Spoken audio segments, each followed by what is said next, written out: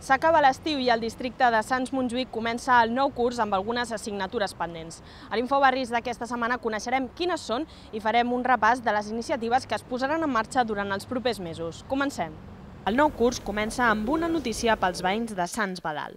Durant aquest trimestre s'iniciaran les obres d'urbanització del carrer d'Antoni de Capmany.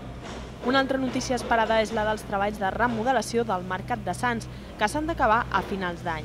Una data que els comerciants de la zona consideren massa llunyana. Diuen que encara no han arribat les ajudes que va prometre l'Ajuntament i cada dia són més les botigues que baixen la persiana. Con el Ayuntamiento, cero. Nos hemos cansado de pedirles y para nada. O sea, lo único que hacen es que perdemos el tiempo, ni para adelante ni para atrás. La única ventaja es esperar que el mercado funcione de nuevo y nada más. Tampoc no perden l'esperança als usuaris del CAP Carreras Candi, que encara no saben on es traslladarà l'ambulatori. La demanda nostra és aquesta, que el regidor ens se citi un dia per parlar amb com està tota aquesta història. I si més no, encara tenim un local nou que també els hi podem indicar si és que no el troben. Una situació ben diferent és la dels veïns de la Bordeta, que a finals d'any podran inaugurar el nou centre de salut Magòria. L'Ajuntament també farà un pas endavant en la construcció del nou barri de la Marina de Prat Vermell.